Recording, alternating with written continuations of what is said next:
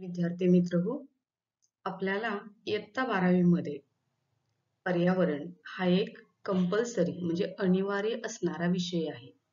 जसे आपण इतर 6 विषय अभ्यासतो, तसाच त्याच्याबरोबर असणारा हा एक आपला 7वा विषय आहे.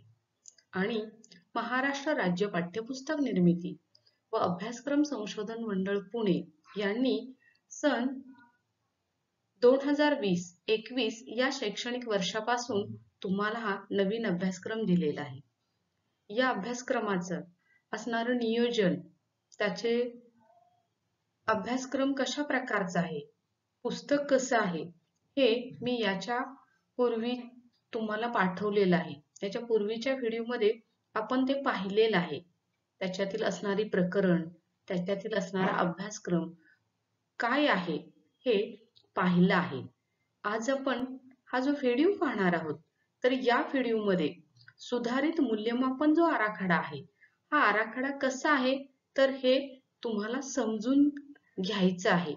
कारण त्यानुसार आपल्याला या शैक्षणिक वर्षामध्ये पर्यावरणाच्या अंतर्गत असणारं जे जर्नल आणि प्रकल्प कार्य हे पूर्ण करावयाचे आहे. याच्यापूर्वी मी हे पुस्तक तुम्हाला ऑनलाईन पाठवलेलं आहे. शिवाय यातील प्रकरणे आणि पूर्ण अभ्यासक्रम काय आहे हे सुद्धा मी समजून सांगितलं आहे. तरी परंतु पुन्हा एकदा आपल्याला हे असणारं पाठ्यपुस्तक पर्यावरण शिक्षण व जलसुरक्षा हे अशा प्रकारचं पुस्तक आहे. 12वी बोर्डाच्या नियोजनानुसार पर्यावरण व जलसुरक्षा या अंतर्गत प्रकल्प व जर्नल कार्य याचा मूल्यमापन आराखडा कसा आहे तर याचं मी संपूर्ण तुम्हाला मार्गदर्शन करणार आहे. सर्व विद्यार्थ्यांनी हे लक्षपूर्वक ऐकायचं आहे आणि त्यानुसार आपल्याला जर्नल आणि प्रकल्प हे पूर्ण डिसेंबरच्या पूर्वी पूर्ण करावयाचे आहेत. बघा, सुधारित आराखडा कसा आहे. सुधारित मूल्यमापन योजना इयत्ता 11वी साठी म्हणजे गेल्या वर्षी तुम्ही शैक्षणिक वर्ष 2019-20 तसेच आता इयत्ता 12वी साठी शैक्षणिक वर्ष तुमचं 2020-21 पासून हा सुधारित मूल्यमापन आराखडा सुरू आहे. पर्यावरण शिक्षण व जलसुरक्षा हा विषय कनिष्ठ महाविद्यालयामध्ये जे कला, वाणिज्य, विज्ञान, उच्च माध्यमिक, व्यावसायिक अभ्यासक्रम सर्व द्विलक्ष अभ्यासक्रमाच्या विद्यार्थ्यांसाठी अनिवार्य असून या विषयातील गुण विभागणी वार्षिक पद्धतीने करावयाची आहे. हा विषय अगदी कंपल्सरी सर्वांना आहे आणि या विषयामध्ये पास होणं गरजेचं आहे. या विषयात जर तुम्ही नापास झालात तर इतर कुठल्याही विषयात तुम्हाला रिझल्ट पास मिळत नाही. त्यामुळे हा अनिवार्य हा शब्द या ठिकाणी दिलेला आहे. हा विषय पूर्ण करणं खूप गरजेचं आहे. आणि या विषयामध्ये आपल्याला काय करायचं आहे तर प्रकल्प कार्य 30 गुणांचं आणि जर्नल किंवा सेमिनार कार्य 20 गुणांचं असे एकूण आपल्याला 50 गुण आहेत. तर आता जर्नल आणि प्रकल्प हे कशा प्रकारे लिहायचं आहे हे मी तुम्हाला सांगणार आहे. बघा, जर्नल व सेमिनार कार्य हे कसं आहे तर तुम्हाला मी यापूर्वी पुस्तक पाठवलेलं आहे. त्या पुस्तकामध्ये मी अभ्यासक्रम समजून सांगितलेला आहे. त्या पुस्तकामध्ये म्हणजे इयत्ता 12वीच्या पुस्तकामध्ये आपल्याला 5 प्रकरण आहेत आणि त्या 5 प्रकरणावरती प्रत्येक प्रकरणावरती एक जर्नल किंवा सेमिनार या दोन्ही पैकी विद्यार्थ्यांनी एक या ठिकाणी करायचं आहे. तर आपण या ठिकाणी शक्यतो जर्नल घेण्याचा प्रयत्न करणार आहोत. तर एक जर्नल त्याच्यावरती तुम्ही लिहून काढायचं आहे. हे मी तुम्हाला गट करून देणार आहे. गटानुसार कोणतं जर्नल लिहायचंय हे सुद्धा तुम्हाला सांगणार आहे. कशा प्रकारे लिहायचं याची तुम्हाला माहिती देणार आहे. परंतु स्थूल जो आराखडा आहे हा आराखडा तत्पूर्वी तुम्हाला माहित असावा याच्यासाठी हे मी तुम्हाला आज सांगत आहे. तर अशा प्रकारे प्रत्येक टॉपिक वरती एक जर्नल असे आपल्याला 5 टॉपिक वरती 5 जर्नल लिहावयाचे आहेत. परंतु आता याच्यामध्ये आपण प्रकल्प कार्य हे कसे लिहिणार आहोत याची सुद्धा माहिती घेणार आहोत. आणि प्रकल्प हा 30 गुणांचा आणि जर्नल किंवा सेमिनार हे 20 गुणांचं असं टोटल आपल्याला 50 गुणांचे हे या वर्षीचा असणारा हा पर्यावरणाचा विषय आहे. हे जे 50 गुण तुम्हाला प्राप्त होणार आहेत, तर याच्यामध्ये तुम्हाला गुण द्यायचे नाहीत, तर प्राप्त गुणांचे श्रेणीमध्ये रूपांतर करायचं आहे. ए, बी, सी, डी अशा श्रेणीत रूपांतर करायचं आहे आणि ती तुम्हाला श्रेणी पाठवायची आहे. यामध्ये डी जी श्रेणी असेल ती अनुत्तीर्ण श्रेणी दर्शवेल.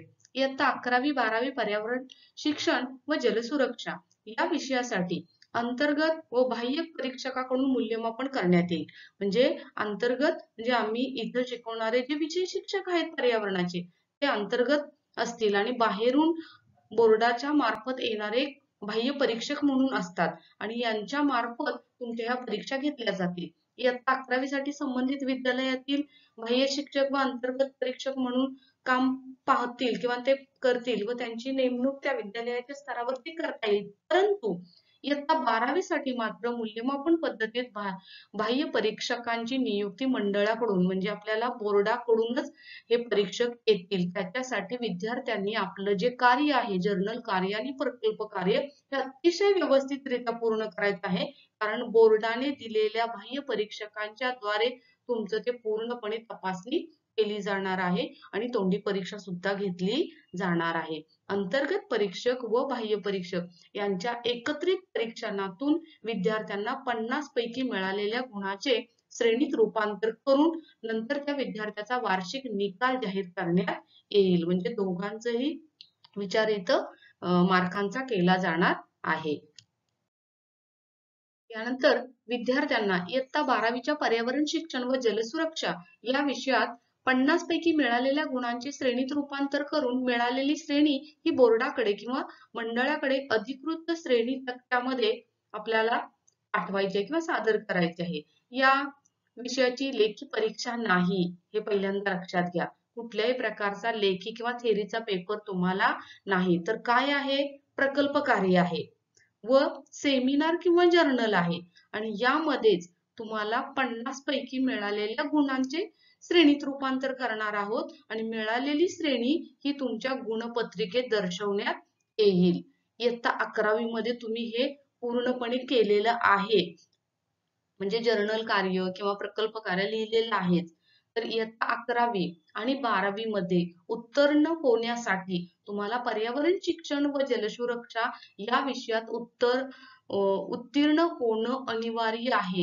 जर तुम्ही या विषयात मी याच्यापूर्वी तुम्हाला क्लिअर केले की जर पर्यावरणात नापास झाला तर इतर तुमच्या कुठल्याही विषयाचा निकाल दिला जात नाही. म्हणून हा विषय अतिशय महत्वाचा आहे. याला पुन्हा पुन्हा तो शब्द वापरलाय की अनिवार्य आहे. पर्यावरण शिक्षण व जलसुरक्षा या विषयात उत्तीर्ण होणं गरजेचंच आहे, आवश्यक आहे, अनिवार्य आहे. आणि त्यामुळे हा विषय विद्यार्थ्यांनी व्यवस्थितरित्या पूर्ण करायचा आहे. पर्यावरण शिक्षण व जलसुरक्षा विषयाची लेखी परीक्षा नसल्यामुळे या विषयाच्या बाबतीत पुनर्मूल्यांकन होणार नाही. म्हणजे उदाहरणार्थ कसं आपण एखाद्या थेरीचा पेपर दिला, जर त्याच्यात मार्क कमी पडले तर आपण त्याचं पुनर्मूल्यांकन करतो, तर याच्यामध्ये नाही. तसेच इतर विषयाला कशा तोंडी परीक्षा आहेत, प्रात्यक्षिक परीक्षा आहे, तसं याच्यामध्ये कुठली परीक्षा नाही. तुम्ही जर्नल कार्य आणि प्रकल्प कार्य जितकं व्यवस्थित द्याल तोंडी परीक्षा तितकं तुम्हाला याच्यामध्ये चांगले मार्क मिळतील. पर्यावरण शिक्षण व जलसुरक्षा या विषयात सवलतीचे गुण देय असणार नाहीत. असं मी म्हटलं तुम्हाला म्हणजे तोंडी परीक्षा किंवा प्रॅक्टिकल परीक्षा इतर विषयासाठी सवलतीचेच गुण असतात ते आणि तसं या पर्यावरणाला कुठलेही नाहीत. विद्यार्थी पर्यावरण शिक्षण व जलसुरक्षा या विषयात एकदा उत्तीर्ण झाल्यास त्या श्रेणी वाढीसाठी पुन्हा प्रविष्ट व्हायचे असल्यास त्यास प्रकल्प जर्नल कार्य पुन्हा नव्याने करावे लागेल. म्हणजे तुम्ही एकदा जर उत्तीर्ण झाला आणि समजा तुमची श्रेणी वाढवायची असेल, काही सायन्सच्या विद्यार्थ्यांना वगैरे मार्क कमी पडले किंवा ते पुन्हा बसतात आणि त्याची श्रेणी वाढवण्याचा प्रयत्न करतात, तेव्हा तुम्हाला हे प्रकल्प जर्नल पुन्हा नव्याने तयार करून द्यावे लागते. हे लक्षात ठेवायचं. म्हणजे विद्यार्थी पुन्हा प्रविष्ट जर परीक्षेला झाला, पुन्हा तुम्ही 12वीच्या वर्गात जर बसला तर पुन्हा हे सगळं नव्याने तुम्हाला करावं लागणार आहे. इयत्ता 12वीच्या विद्यार्थ्यांनी प्रकल्प कार्य अहवाल व जर्नल सेमिनार कार्य बोर्डाकडून दिलेल्या प्रकल्प व जर्नल कार्य वहीतच पूर्ण करावे किंवा लिहावे. हा अतिशय महत्वाचा मुद्दा आहे, लक्षात ठेवायचा आहे.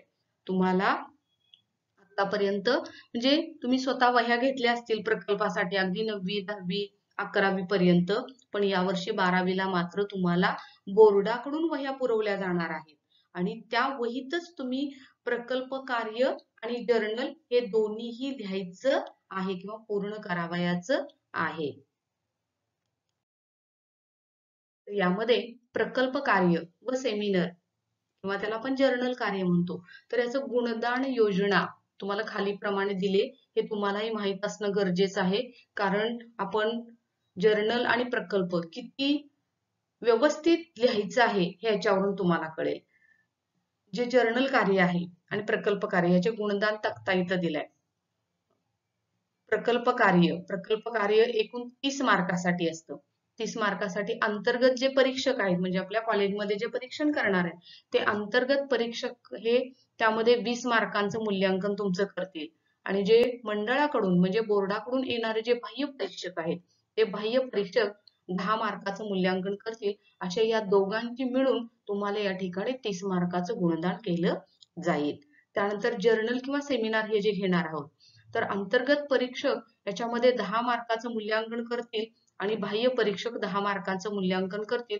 या दोन्हींचे मिळून आपल्याला 20 मार्काचं गुणदान जर्नलला केलं जाईल. अंतर्गत असणारे परीक्षक एकूण 30 गुण असतील आणि बाह्य परीक्षकांसाठी एकूण 20 गुणांचं आपल्याला इथं दिलं जाईल आणि अशी ही टोटल आपली 50 गुणांचा असणारा जो हा पर्यावरणाचा विषय असलेला आढळतो. तर अशा प्रकारे ह्याचं गुणदान असलेलं आढळतं. तुम्हाला माहित पाहिजे की प्रकल्प आपण किती छान लिहायचा की आपल्याला पैकीच्या पैकी 30 पैकी 30 मार्क मिळले पाहिजेत. जर्नल किती सुव्यवस्थित लिहायचं की आपल्याला 20 पैकी 20 मार्क मिळाले पाहिजेत आणि दोन्ही मिळून आपल्याला 50 गुणांच्या पर्यंत आपण कसे पोहोचू, जास्तीत जास्त ए श्रेणीपर्यंत आपल्याला कसं जाता येईल, तर याच्यासाठी विद्यार्थ्यांनी इथं प्रयत्न करावयाचे आहेत. इथं मी सुरुवातीला तुम्हाला प्रकल्प कार्य कसं करायचं आहे. प्रकल्प जो आहे तुम्हाला गट तयार करून दिले जातील प्रत्येक वर्गाचा, म्हणजे आपल्या ए डिव्हिजन, बी डिव्हिजन आणि सी डिव्हिजन, 12वीच्या आपल्या 3 डिव्हिजन आहेत. तर या 3 डिव्हिजन मध्ये असणारे विद्यार्थ्यांचे गट केले जाईल आणि त्या गटाला एक एक प्रकल्प दिला जाईल आणि त्यानुसार तो प्रकल्प तुम्ही लिहायचा आहे. ऑनलाईन त्याची माहिती मिळवायची. पेपर आहेत, वर्तमानपत्र आहेत, पुस्तक आहेत, मासिक आहेत, याच्यातून त्याची काही माहिती मिळवायची आणि त्या विषयाचा प्रकल्प तुम्ही लिहून काढायचा आहे. हा प्रकल्प आपल्याला 20 गुणासाठी आहे. पर्यावरण प्रकल्प कार्य अहवाल लेखनासाठी खालील ज्या काही सूचना आहेत, ह्या मी सूचना तुम्हाला देणार आहे. त्याच्यामध्ये काय असावं आणि कसं लिहिलं जावं. तर प्रकल्प कार्य अहवाल सादरीकरणासाठी विद्यार्थ्यांनी खालील मुद्द्यांना अनुसरून लेखन करणं अनिवार्य आहे. पाठ्यपुस्तकात प्रकल्प कार्यासाठी दिलेल्या संदर्भ प्रकल्प यादीतून किंवा यादीबाहेरील पर्यावरण संबंधी समस्यांचा विषय घेऊन प्रकल्प कार्य करावे. प्रकल्प कार्याचे मूल्यांकन खालील मुद्द्याला अनुसरून असेल. तुमचा पहिला मुद्दा त्याच्यामध्ये असेल प्रकल्प विषय निवड म्हणजे प्रस्तावना. पॉइंट असेल वरती प्रकल्पाची निवड किंवा प्रस्तावना. त्याच्यामध्ये काय लिहायचंय बघा, प्रस्तावनेमध्ये निवडलेल्या प्रकल्पाविषयी थोडक्यात माहिती लिहिणे अपेक्षित आहे. तुम्ही कुठला विषय निवडलाय, उदाहरणार्थ आता सध्याच आपल्याला म्हणजे अवकाळी पाऊस हा असेल किंवा महापुराची समस्या किंवा हवेचं प्रदूषण, जलप्रदूषण, असा कुठलाही एक समस्या असेल तर त्याच्यामध्ये तुम्हाला त्याची माहिती लिहिणं अपेक्षित आहे. जसे विद्यार्थ्यांनी पर्यावरण संबंधीची समस्या विषयाची निवड का केली याची संकल्पना थोडक्यात लिहायची. थोडक्यात त्या विषयाचा इतिहास, नवीन अद्ययावत माहिती, विषयाची सद्यस्थिती अशा घटकांचा समावेश प्रस्तावनेमध्ये प्रामुख्याने असावा. ही तुमची प्रस्तावना झाली. दुसरा मुद्दा आहे विषयाचे महत्व. यामध्ये सध्याच्या परिस्थितीत प्रकल्पाचे पर्यावरणीय विषयक, शास्त्रीय तसेच सामाजिक मूल्यांचे महत्व ओळखून त्याबाबतचा नेमकेपणाने लिहावे. म्हणजे त्याचं महत्व काय, तुम्ही हा विषय का निवडला, त्याचं महत्व काय आहे ह्याच्यामध्ये. आता म्हटलं पुराची आपण स्थिती, तर याच्यामध्ये पुराचे काय उपाय घेतले असतील किंवा परिणाम घेतले असतील तर त्याचं महत्व काय आहे. हवेचे प्रदूषण हा प्रकल्पाची निवड तुम्ही का केली, का महत्वाचं तुम्हाला वाटलं, तर याच्या विषयीची माहिती तुम्ही त्यामध्ये लिहावयाची आहे. तिसरा आहे त्याच्यामधला मुद्दा प्रकल्प कार्याची उद्दिष्टे. तर तुम्ही जे निवडलेला जो प्रकल्प आहे, हा प्रकल्प कोणत्या हेतूने निवडला? त्याच्या पाठीमागचा उद्देश काय आहे? म्हणजे या अनुषंगाने प्रकल्प कार्याची योग्य उद्दिष्ट लिहिणं आवश्यक आहे. उदाहरणार्थ आपण पुराचंच पाहतोय. पुराचा म्हणजे परिणाम हा तुम्ही का निवडला? त्याच्या पाठीमागचा उद्देश काय आहे? किंवा तुमचा हेतू काय आहे? हे त्याच्यामध्ये लिहायचं आहे. त्यानंतर चौथा मुद्दा आहे प्रकल्प कार्यपद्धती. प्रकल्पाची कार्यपद्धती काय लिहायची आहे? आता याच्यामध्ये मात्र तुम्हाला सविस्तर माहिती लिहावी लागणार आहे. प्रकल्प पद्धतीमध्ये माहिती संकलन करण्याच्या विविध संशोधन अभ्यासन पद्धतीचा वापर करता येतो. जसे सर्वेक्षण करायचं, एखादी प्रश्नावली तयार करायची, त्यानुसार त्याची माहिती मिळवायची, एखादी मुलाखत घ्यायची, त्यातून माहिती मिळवायची, प्रयोग करायचा, क्षेत्र भेट घ्यायची, क्षेत्राचं निरीक्षण करायचं आणि त्यातून त्या विषयाची माहिती मिळवायची. पर्यावरणाचा प्रकल्प हा साधारणतः विद्यार्थ्याच्या स्थानिक परिस्थितीनुसार अनुसरून असला पाहिजे, परंतु त्यापुरते मर्यादित नाही, तर सर्वसाधारणपणे विद्यार्थ्यांनी त्यांच्या स्थानिक पातळीवरील पर्यावरणाच्या समस्येचा विचार करण्यास यातून प्रवृत्त झाले पाहिजे किंवा प्रवृत्त व्हावेत, हा याच्या पाठीमागचा उद्देश आहे. जेणेकरून त्यांना सभोवतालच्या ज्या समस्या आहेत त्या समस्यांचा विचार करावा, त्यावरील उपाययोजना करावी आणि पर्याय शोधण्याची संधी प्राप्त त्यातून त्यांना होऊ शकते. आपण आत्ताच पुराची पाहतोय की पुराचे जे परिणाम आहेत, मग त्याचा जे परिणाम होतात तर त्याच्यावरती काही उपाययोजना करू शकतो का? म्हणजे आपल्या सभोवतालच्या ह्या समस्या आहेत, हवामानाच्या आहेत किंवा अवकाळी पावसाच्या आहेत, हवा प्रदूषण आहे, जलप्रदूषण आहे आणि सध्याचा चालू असणारा COVID-19 चा प्रश्न आहे, ही एक समस्याच आहे. तर याच्यावरती आपण काय करू शकतो? कशा प्रकारच्या उपाययोजना करू शकतो? तर ह्याचे पर्याय शोधण्याची संधी तुम्हाला त्याच्यातून प्राप्त झालेली आपल्याला आढळते आणि याच्यामध्ये तुम्ही मोठ्या प्रकारची माहिती लिहू शकता. म्हणजे सर्वेक्षण करणं, प्रश्नावली तयार करणं, मुलाखत करणं, क्षेत्र भेट करणं, क्षेत्राचं निरीक्षण करणं, आजूबाजूच्या परिस्थितीचा विचार करणं, स्थानिक परिस्थिती काय आहे याचा विचार करणं आणि त्यातून ती माहिती लिहिणं. तर हे याच्यामध्ये तुम्हाला प्रकल्प कार्यपद्धतीमध्ये लिहिणं गरजेचं आहे. आणि पाचवा मुद्दा आहे निवडलेल्या कार्यपद्धतीने प्राप्त जी माहिती आहे त्या माहितीतून काय निरीक्षण काढलं तुम्ही? त्या निरीक्षणाचा आलेख तयार करणं, तक्त्याच्या स्वरूपात लिहिणं, ते विभाजित स्तंभालेखाच्या स्वरूपात लिहिणं, विभाजित वर्तुळाच्या स्वरूपात दाखवणं, ही माहिती म्हणजे संक्षिप्त आणि मुद्देसूद असावी असा त्याच्यातून निष्कर्ष काढणं. म्हणजे उदाहरणार्थ समजा आता आपण पुराची समस्या घेतोय, तर सांगली जिल्ह्यामध्ये आपल्याला जी पुराची समस्या आली तर कोणत्या गावामध्ये या पुरामुळे झालेलं जे नुकसान आहे, हे नुकसान किती आहे? तर उदाहरणार्थ नदीच्या काठावरती असणारी जी काही छोटी छोटी खेडेगावं आहेत, छोटी गावं आहेत, तर त्याच्यामध्ये किती नुकसान झालं? तर या ठिकाणी म्हणजे एवढं समजा सांगलीमध्ये 100 इतकं नुकसान झालं. त्याच्यानंतर दुसऱ्या गावामध्ये कमी झालं. असा एक तुम्ही आलेख काढू शकता त्याच्यावरून. म्हणजे कमी जास्त झालेलं नुकसान असेल किंवा त्या ठिकाणी असणारे काही इतर काही बाबी असतील, तर या तुम्ही वेगवेगळ्या आलेखाच्या तक्त्याच्या साहाय्यानं दर्शवू शकता.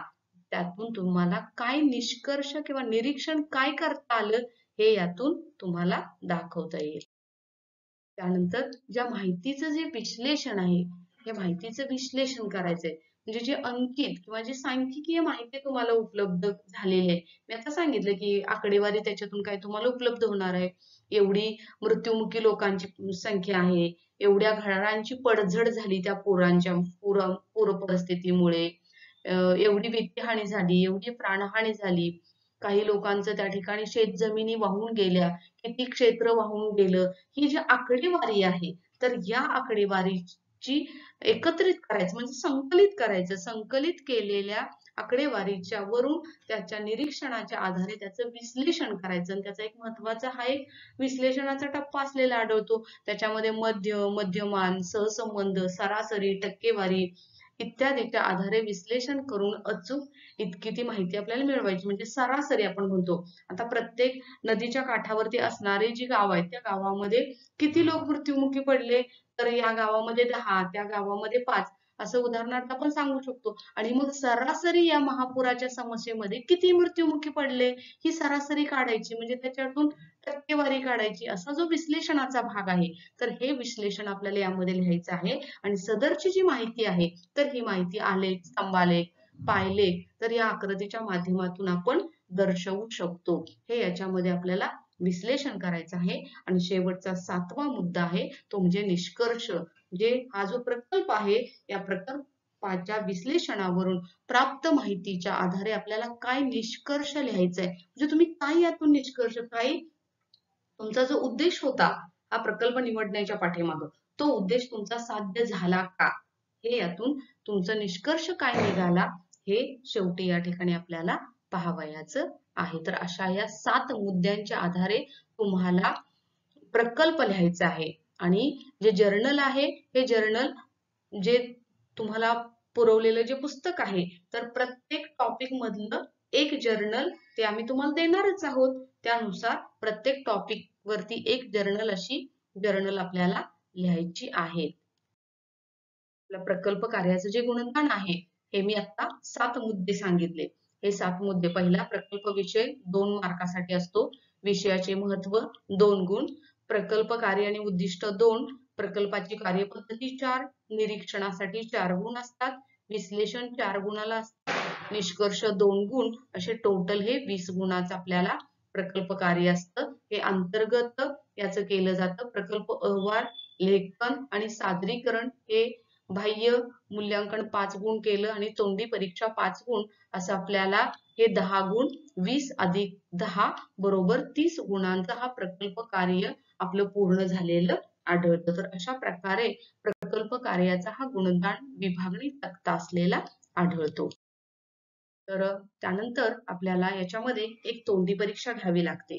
बोर्डाने दिलेल्या बाह्य परीक्षक आणि अंतर्गत असणारे जे परीक्षक, तर यांच्या आधारे विद्यार्थ्यांच्या तोंडी परीक्षा घेतल्या जातात. विद्यार्थ्यांनी पूर्ण केलेल्या प्रकल्प कार्यावर आधारित प्रश्न यामध्ये विचारले जातात. उदाहरणार्थ, तुम्ही जो प्रकल्प निवडलेला आहे, तर संबंधित विषय प्रकल्पासाठी का निवडला, या विषयात अभ्यास, मिळालेली माहिती ची सांगड तुम्ही दैनंदिन जीवनाशी घालू शकता का, संबंधित प्रकल्पाची अभ्यास पद्धती कोणती, म्हणजे तुम्ही कुठल्या प्रकारच्या अभ्यास पद्धतीद्वारे, म्हणजे मुलाखत गेली, सर्वेक्षण घेतलं, क्षेत्रभेट घेतली का, क्षेत्र निरीक्षण घेतलं, कुठल्या पद्धतीचा अवलंब केलाय, प्रकल्पाचे निरीक्षण किंवा निष्कर्ष सांगा.